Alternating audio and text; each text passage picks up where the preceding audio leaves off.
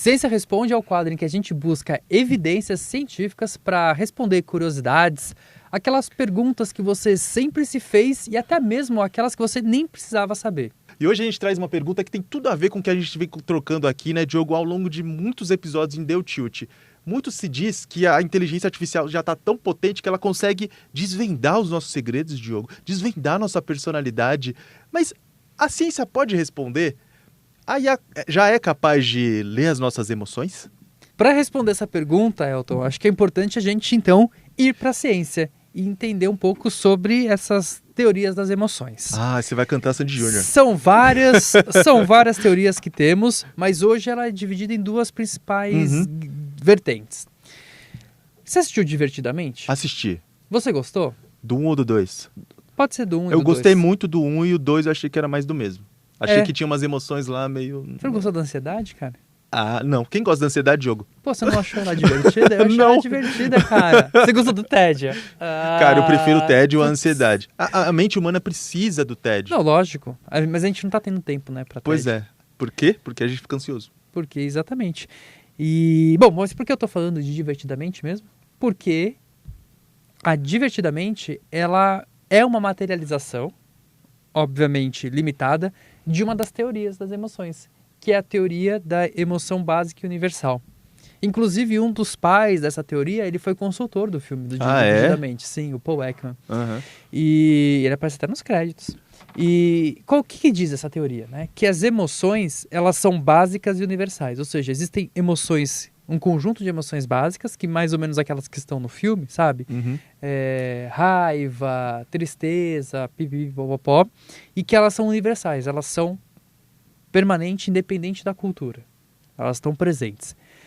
E que essa relação dessa emoção básica, ela está associada a uma expressão facial específica. Então você tem aquelas caras típicas, né, de tristeza, de raiva, de emoção. E essa é uma teoria que vem, sei lá, da década de 60 para cá. Ela é bastante antiga e ela guiou muitos processos da neurociência, da psicologia. O que acontece é que surge uma nova teoria, que é a teoria das emoções construídas, né? Uma teoria mais construtivista, que fala, não, peraí, a emoção não é algo que é básico e universal, ela é uma construção, e ela é uma construção que depende da cultura, depende da linguagem, e que cada cultura vai enxergar as emoções de uma outra forma. Ou seja, ela reage no corpo, mas o significado que a gente dá para ela depende da cultura e depende da língua. Ou seja, no primeiro caso, transcendia a língua. Eu não precisava falar inglês para saber que alguém estava puto, ou que alguém estava muito feliz, ou que alguém estava entediado. Mas nesse segundo caso, o que parece uma coisa mais próxima da realidade, eu tenho que entender quais são os aspectos culturais, de que jeito que a pessoa está com o pé fincado naquela sociedade, para entender se ela está gritando porque o time dela fez um gol ou se ela está gritando porque ela bateu o dedinho na quina do sofá e está bem pistola da vida. Isso, perfeito. E isso a antropologia já vinha estudando, né? Já vinha estudando isso de uma maneira mais efetiva. Tem uns artigos muito legais, teve um que eu li recentemente que é mesmo as emoções que são compartilhadas e tem tradução direta entre várias línguas, entre várias culturas, ela é entendida de uma maneira diferente. Por exemplo, o amor. O amor, no português, para o brasileiro, ele é uma emoção, né, que a gente traduz e entende diferente do que o amor, por exemplo, na Rússia. Né? Então tem vários artigos que mostram essas relações, essas diferenças. Mas começaram a surgir também evidências mais recentes na área de psicologia e de neurociência. E aí tem uma neurocientista que ela é super famosa, que chama Lisa Feldman Barrett. Inclusive ela tem um livro que é incrível, cara. Acho que todo mundo deveria ler esse livro. Infelizmente o livro não tem em português ainda. Mas tá? Vem com emoções estampadas na capa para a gente entender como é que funciona? Vem, que é How Emotions Are Made. Traduzindo, né, seria como as emoções são construídas, né, são feitas, são montadas. Porque é justamente isso, né, que ela traduz dentro do livro todo esse processo de construção. E é muito legal porque logo no início ela começa com uma foto da Serena Williams, né? Só que ela pega a foto da Serena Williams e pega só o rosto, só o recorte do rosto. E ela pede para as pessoas, né, descrever o que a Serena Williams está sentindo aqui. E a maior parte fala dor. E quando abre a imagem, né, depois ela abre a imagem, ela tinha acabado de ser campeã. Muito Então, provavelmente ela estava fazendo... é A Serena comemoração. Williams está comemorando e Era está fazendo aquela cara de... Era eu comemoração. consegui, cheguei lá. Era comemoração, né? Então, isso mostra que... E ela tem vários outros estudos, né? Ela é uma das cientistas top 1% citada no mundo. Uau! Então, ela é um dos grandes nomes da área de neurociência afetiva, né? Que estuda das emoções. E ela fala, não dá. Então, ela tem vários estudos trazendo evidências de que reconhecer emoções através da expressão facial é quase jogar na loteria. Você pode acertar como você pode... você tem 50%, sabe? Tá. Porque... muitas vezes você não olhou pra pessoa e falou, puta, essa pessoa tá puta. Né? E a pessoa tava puta? Não, tava pensando em lavar a louça, sabe? Então, uma coisa assim, banal. Mas a pessoa podia estar puta também. Porque às vezes você tem expressões que condizem realmente com a emoção e tem outras que não. Mas às vezes a pessoa tá fazendo uma expressão por um motivo. Então é muito difícil fazer essa relação direta entre a expressão facial e o estado mental, o estado subjetivo. Mas por que então tem essa perseguição das empresas de tecnologia por criar inteligência artificial ou por dizer que estão criando empresas de inteligências artificiais que conseguem identificar emoções? Se pra gente mesmo é tão difícil, sabe? Porque é um desconhecimento. E é um desconhecimento, e isso eu acho que é importante, que tem a ver com o próprio processo de desenvolvimento da IA, de como a IA é treinada. Porque a IA, ela sempre vai fazer o match dos dados com uma resposta.